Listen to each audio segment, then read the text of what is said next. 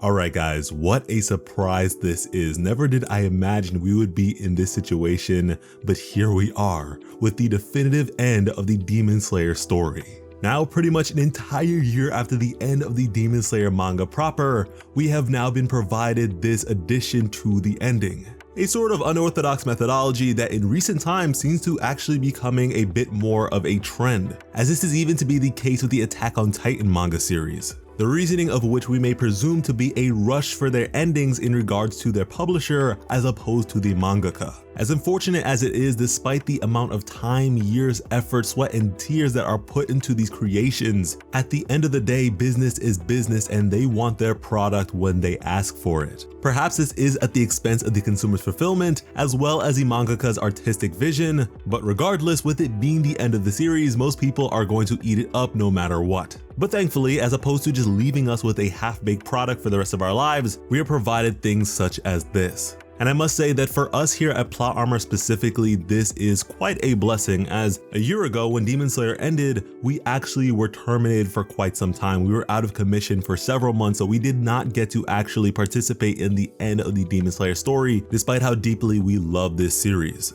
And from the looks of it, a lot of you loved our Demon Slayer coverage as well, as in fact at this point, our biggest video on the channel is a Demon Slayer video. One that we put a whole lot of effort towards, so to see it prosper in that way means a whole lot. And at that, this addition to Demon Slayer's end means a whole lot to me. I actually was on the verge of tears just reading this. This was a very, very touching piece of manga right here. And so without any further delay, let's get into its contents. So to follow the defeat of Kibutsuji Muzan and the elimination of demons from the world, the results of said battle were relayed all across the world as the crows tirelessly conveyed their final message to everyone.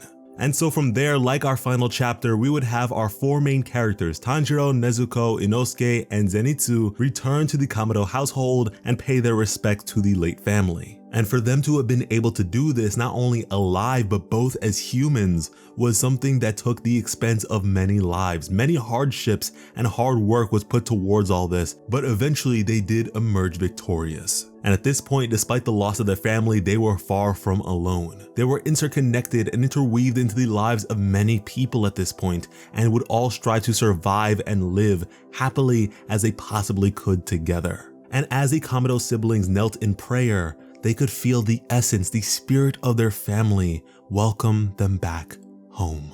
A shared sensation that led them both to face one another as tears would begin to well up and stream from their eyes. They were home. This caught Inosuke and Zenitsu off guard, as they would quickly come to comfort them as they began to cry as well, telling the two not to cry. A very touching moment indeed, as I can only imagine the sense of disbelief associated with such a victory tied to a battle spanning generations. But they did it. From there, we would have them in the Kamado house, and apparently it wasn't dirty at all. In fact, Old Man Saburo, from the very beginning of the series, the character that told Tanjiro about demons in the first place, along with all the townsfolk that he had helped over the years, kept the place clean while they were gone. They left a note and did not spare any expense when it came to keeping this place in tip-top shape. A gesture that brought the siblings to tears as they felt the need to go and thank everyone after the fact. And despite its vacancy for all this time, Zenitsu, in being here, could not deny the warmth that it provided, the sort of cozy, homely feeling that it had to it. A compliment that certainly brought a smile to Tanjiro's face. Meanwhile, Inosuke was being a bit of a detective and investigating the place thoroughly, as he would be alarmed to see the claw marks of a creature unknown to him all across this single wall. As Tanjiro would explain to him that no, this was just the measurements of his family over the years, as you can see their names underneath certain lines as to show how tall that they have grown. A concept that thoroughly shocked our best boy Inosuke, as he immediately was up for the challenge and wanted to be measured as well, while he was on his tippy toes. Meanwhile, Nezuko, now being human once more, would come to be the responsible member of the group who would urge the boys not to do that, as they should be tidying up while they can before the sun sets. But Inosuke would throw a temper tantrum like a little baby, and she couldn't help herself. She thought it was adorable and she just wanted to measure him. And this was much to the dismay of Zenitsu, who felt that she was just way too sweet to Inosuke. From here, we'd be provided some touching sentiments courtesy of Tanjiro. He would dream of a shining future, one in which everyone could wear a smile proudly and lead happy lives. That until the end of their days, the natural end of their days, he hopes that they will never be threatened by anything ridiculous ever again. And with the remainder of their lives, even if at this point he is no longer with them, he wants them to live. He wants them to survive, as he imagines they would feel the same towards him. And in regards to the visuals to accompany this, we would have the young master and his sisters as they would read the wills of several of the fallen demon slayers. We would have all the girls of Butterfly Mansion leisurely surrounding a fish in a tank as they laughed with one another. The former Sound Hashira Tengen and his 3 wives would all leisurely lie together in a meadow. Rengoku's father and younger brother would be walking together holding hands, and Tomioka in the spring would walk through a field of cherry blossoms in bloom as he would proudly have a smile, a very, very gentle smile on his face. And from there we would have a page identical to what we received with the end of the Demon Slayer manga proper, as our main characters would live domestically in House Kamado together, and pretty much enjoy the peaceful youth that they rightfully deserve. Days that Tanjiro would hope would go on forever. And sidebar, in going to visit the many graves of their fallen comrades, Nezuko would teach Inosuke that there were many different sorts of graves, as these were a lot more beautiful than the graves, the piles of dirt and stone that Inosuke was more familiar with.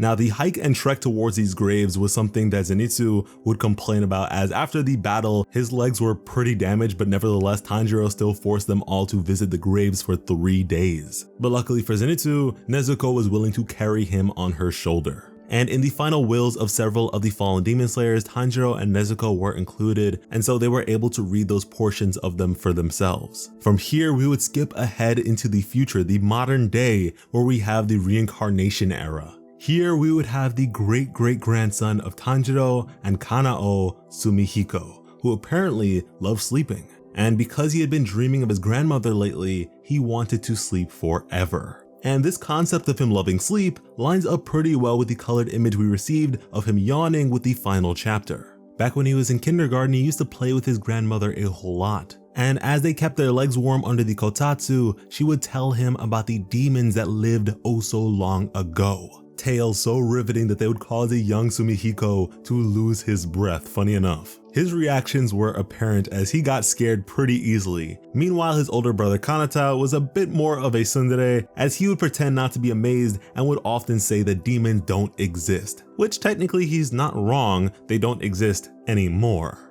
But regardless, Grandma with a big warm smile would just nod her head and pet Sumihiko's. As yeah, there were no more demons thanks to their great-great-grandfather and great-great-grandmother. Meanwhile, sweet little Kanata here is just hiding his face as he is crying and holding onto a tissue. Sumihiko could feel the tender love in the gentle hands of his grandmother. And when he asked her about all the people that had died, she would tell him that they were reborn and were living with their loved ones now. And Kanata, now like a slightly older sibling rebuking the existence of Santa Claus, would get upset, still hiding his face mind you, and say that their grandmother was lying because he didn't have any memories of his previous life. But Sumihiko, on the other hand, was comforted by this. He felt as though they all deserved to be living happy lives after being reincarnated. And at that, it took away some of the sadness and loneliness he had inside, and it just made him feel better, and so he told his brother that. As his brother would sniff up some snot as he kept facing the other way, crying mind you, and would say, yeah. Big tsundere energy from this guy, but it is very adorable. And furthermore, Sumihiko, like his great-great-grandfather, would hope that the demons would be reborn in the future as well. He'd question how long it would take, but surely the gods would forgive them sometime. He'd also wonder what his great-great-grandparents were like, as he would additionally envy those who were able to know them. He'd question what their favorite colors were, what food did they like, how he would love to hear someone tell their story, because human lives are much like stories, as even his life is just one where he is the protagonist. That regardless of however long ago these stories took place, they were stories about people in the end. That from his family to people that he doesn't even know, everyone has their own little stories that only they know about, as he would continue his slumber with a smile. And from there, we would get a total breakdown of all of these descendants. This would tell us who got with who had who was named what, and what they are like. This is great. Again, the descendants of Tanjiro and Kanao would be Sumihiko and Kanata. Sumihiko is a bit of a crybaby and dreams of working in a zoo, and his favorite animals are slow lorises, which are a sort of big-eyed primate. And Kanata, funny enough, has the nickname First Love Thief, and so he is just stealing hearts left and right, but funny enough, he doesn't have a girlfriend. He often says what he thinks right away and actually regrets not being honest with his grandmother, who we may presume to have died. Then we have Nezuko and Zenitsu's descendants, Yoshiteru, Toko, and their two little sisters. Yoshiteru is a good kid at heart, but is a bit unfair. He actually got hit by a truck protecting his sister, but thankfully he didn't suffer any major scarring because Toko was there to patch him up. Toko is actually able to see the best in her brother and just hopes that he can act maturely in the future. She intends to be a prosecutor as well. And in regards to keeping her brother on track, he was able to make it into high school because she made sure that he studied. And it looks like that yellow hair of Zenitsu's was not passed on to any other descendants. From there, we have the great-grandchild of Inosuke and Aoi, which I love. I love those two. Aoi is one of the cutest characters in the series to me. I love her design, and you already know how I feel about Inosuke, so this is great. He is 28 years old, in fact. He additionally has a little brother, but was able to become friends with Tanjiro's descendant, Sumihiko, as they were both crying in the same park, but as opposed to Sumihiko, who had just been reprimanded by the police for his reckless path to school, Aoba had just lost his job. But from there, we would have Gyu's descendant, the adorable Tomioka Gichi, and his two best friends from swimming school. These two clearly being the reincarnations of Makomo and Sabito, which just warms my heart. We would then have the two beauties of an all-girls school, who were the reincarnations of Shinobu and her older sister, Kanae. Rengoku's little brother would have a descendant very reminiscent of his older brother. One with a strong heart that was ever positive regardless of whether or not he was being insulted or not, as he would always be thankful. And Sanemi's descendant would end up being a bit of a delinquent who, along with an underclassman of his that appears to be the reincarnation of Genya, would scar one another's faces with knives and become like brothers. A very, very weird sort of pact, but whatever. Now, there is so much here that I could go on forever, but we'll just get into what I particularly feel is worth talking about at this point. But yeah, Iguro and Kanroji were actually able to find love in the next life and have 5 kids. So good for them. Elsewhere, Yushiro is still alive and hasn't aged a day, along with the demon cat, and the young master is still alive. Wow, he must be like really old at this point. But the two of them are friends. Finally, the last of this that really struck me and really touched me even was that the reincarnation of Yorichi was a happy man with a happy family. And if you are familiar with the story of Yorichi, the one that we covered with our own video, then you'll know that this man really deserves that. And beyond this, we would just receive a number of beautiful touching images of everyone being able to live their lives in bliss together, as Tanjiro would think to himself that he was extremely blessed to have been born. As we would then be provided his final words, which were just so beautiful. Never forget to smile. When you cry, it makes me so sad that I'll never be able to bear it. Never feel guilty about anything you do. Just remembering that you were once alive is good enough. We fought together and we smiled together, like brothers and like parent and child. Please hold your head high. I was extremely lucky to have met you, and it was a blessing. Your presence saved me, and it helped me cast aside all my loneliness. When I think about you, I can feel a burning strength rise from the depths of my body. If it was possible, we wanted to live and stay by your side. That has been everyone's greatest wish. But we had to make a choice on whether we lived or we died, whether we won or we lost. Yet being able to choose is still a blessing on its own. Tough situations strike like avalanches. They swallow you whole instantly, and you won't even get a choice in anything. I just wanted to protect you. Your life was more precious than my own. Happiness never lasts for long. Still, I wanted you to see just how happy I truly was. Not once in my entire life have I considered myself unlucky or accursed. Never give up. Never run away. Keep believing. I always did the best I could at every moment. All my strong emotions became a great blade that struck my enemies down. But this was the strength of everyone.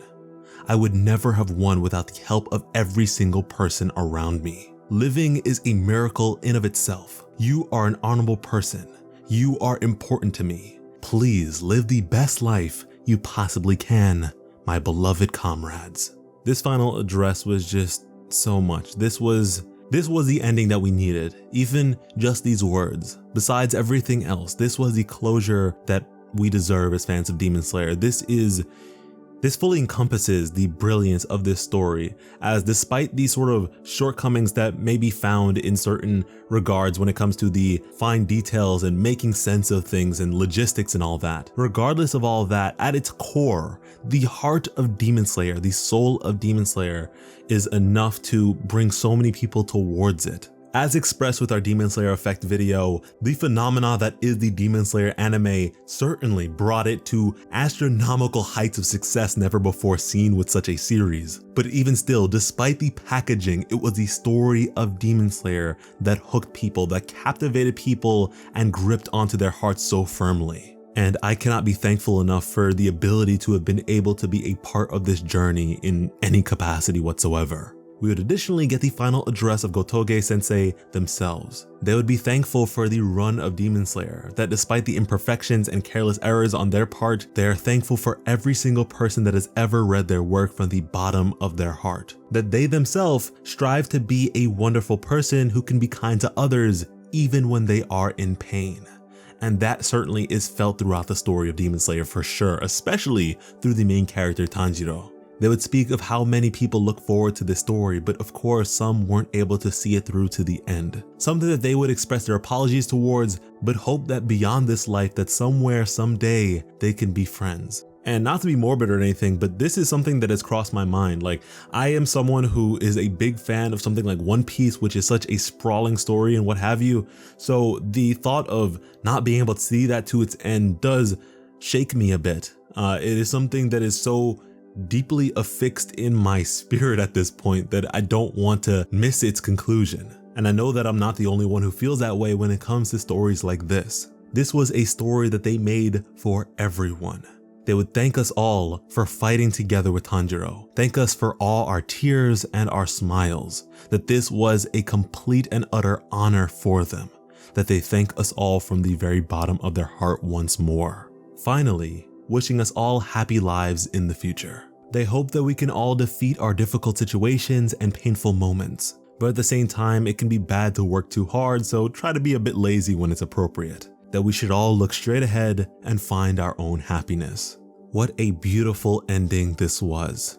This is shonen. This is true shonen. And from us here at Plot Armor, thank you all so much for joining us on this adventure. It has been a complete blast and we look forward to doing even more with all of you. In fact, we plan on putting out plenty more Demon Slayer content to come, so please look forward to that as well. To do so, be sure to subscribe to Plot Armor with notifications on so you never miss a thing. And don't forget to follow us over on Instagram and Twitter at PlotArmorYT while you're at it, because when it comes to bringing you some of the best Demon Slayer content on the platform, Plot Armor has you covered. As always, I am Sliceable Otaku. Thank you all so much for watching and have an awesome day. I love you.